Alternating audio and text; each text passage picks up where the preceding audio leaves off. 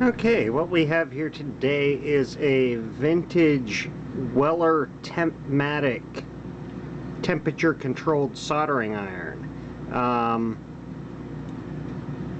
I don't remember where I got this. I think it was found in the trash.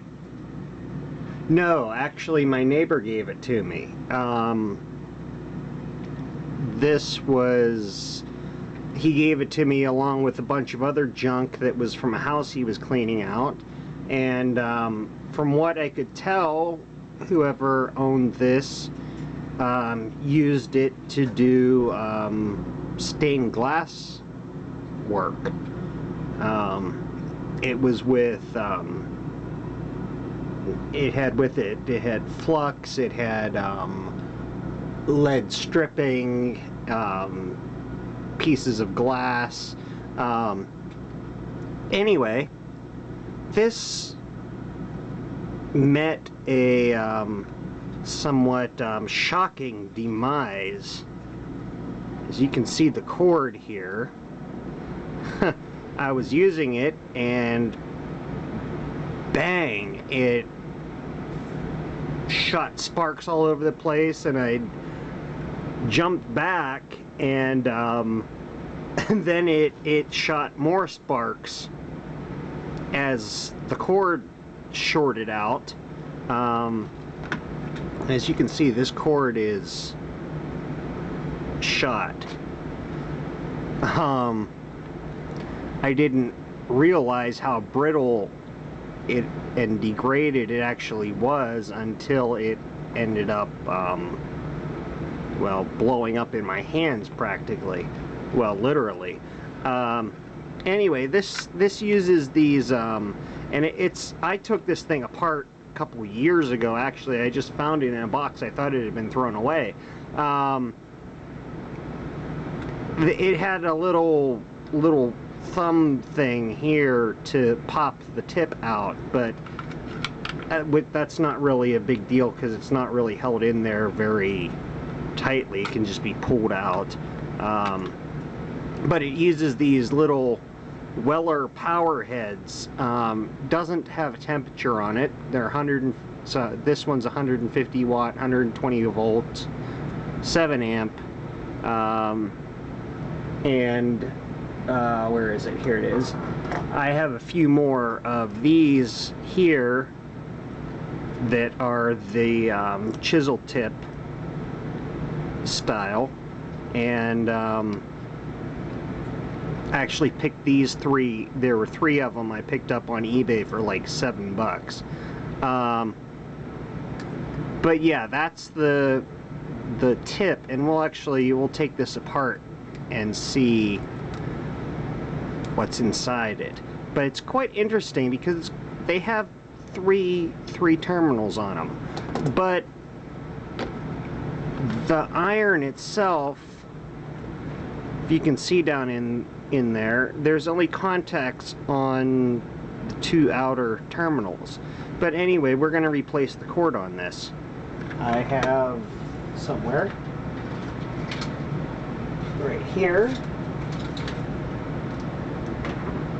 a nice modern type cord that we can put on here, and this is just press fit together with ring pins or C pins or whatever you want to call them, spring pins like that, and there's nothing to it. It's a cord, a switch, and a connector plug. So this should be a fairly simple job. Take our little metal thing out of the back there and remove the screws that hold the cord in.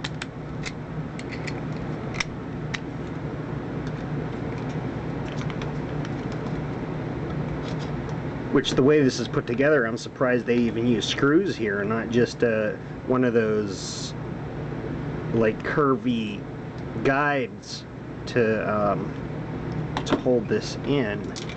Alright, so we've got that out. And let's just cut this off. I don't know if this plastic, I think this is shrink wrap on here. Oh, nice. Well, that's where the main short occurred, and that just came apart. I'll cut this off. Caution, power head point is premium plated. Do not file, as this will seriously shorten life.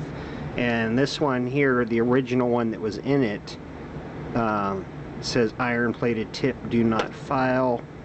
And yeah, this one has an iron plated tip as well. So anyway, this is garbage.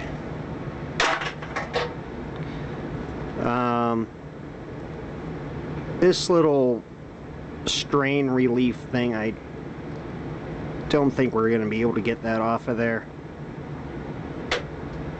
Alright, so we'll get my other vintage Weller, well, one of my other vintage Weller soldering guns. I'll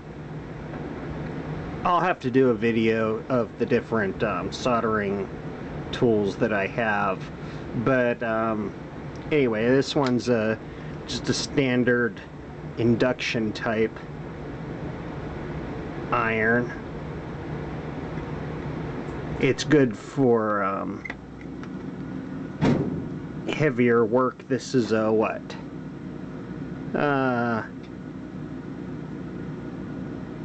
8100, model 8100. Not sure of the wattage on this. Okay, that doesn't have to come out. This is going to be a bit more tricky here, because that is actually fastened into the plug. We're going to have to see if we can get that terminal out of there. And so it's clipped like a Molex connector, like a computer uses, like computer hard drives and stuff like that. But yeah, I'm gonna stop the camera, see if I can get that connector out of there, and we'll be back. Okay, so I got the connector apart and the new wire connected. What I was thinking of doing was just trimming the old wire off and stripping it back, soldering the new wire to the old wire, and heat shrinking it. Well, when I pulled the insulation off, this is what was inside. This wire is so corroded and degraded from the insulation of the wire degrading that this wasn't even, I didn't even want to mess with that. It probably wouldn't create a good solder joint even if I did do it. So what I did to release those tabs, since I didn't have a pick or anything small enough to get in there, is I just poked a little tiny hole on each side of the connector to push those tabs in, and pulled the connector out. And since that was crimped on originally, I just bent that back and put the new wire in, and I soldered the new wire on, so it gets a good connection. So this should snap in here.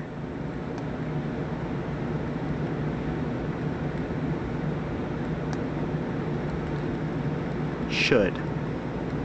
And now it's stuck. It looks like I may have bent that a bit.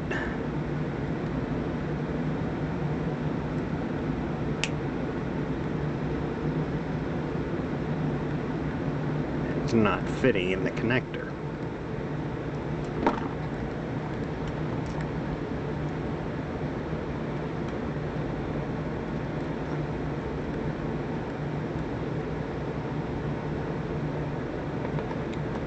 or there's some reason it's not fitting in the connector. There we go. And this wire is a little fatter than the old wire, so having a bit trouble getting it actually into the end of the connector here.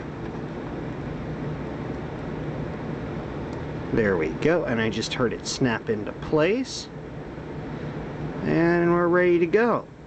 So let's set our connector in place here.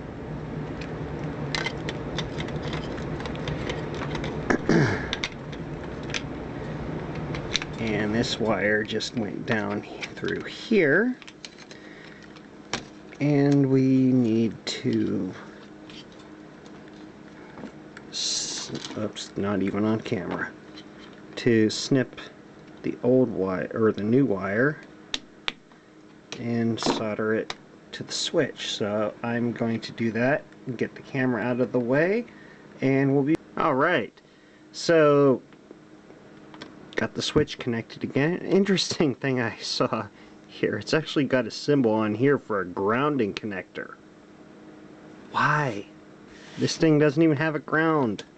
Unless there was another model of it or something, I don't know. But okay, let's put our little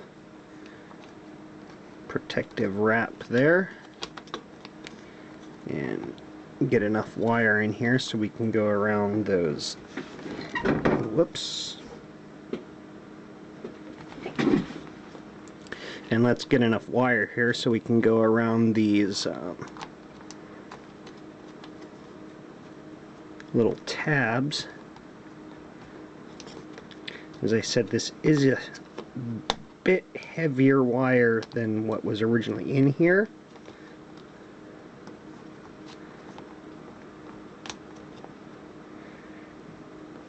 But it'll just make it. It'll just fit. Alright. And I actually had to cut that because I kind of forgot to put it on before I put that pin in the Molex connector. So I'm just calling it a Molex connector. I don't think it really is, but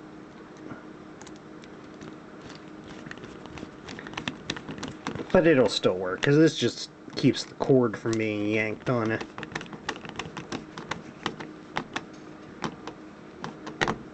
And it's not pinching the cord in any way. Whoops. I just cracked the housing there. Oops. Alright, where's our little plastic or metal tag here? That's a heavy piece of aluminum there for just a nameplate.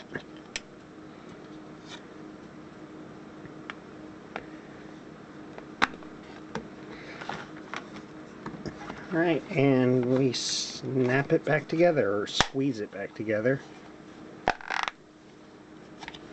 And there we go. Now let's let me restart the camera so the focus is back in, and let's give it. Alright, so we've got it here, and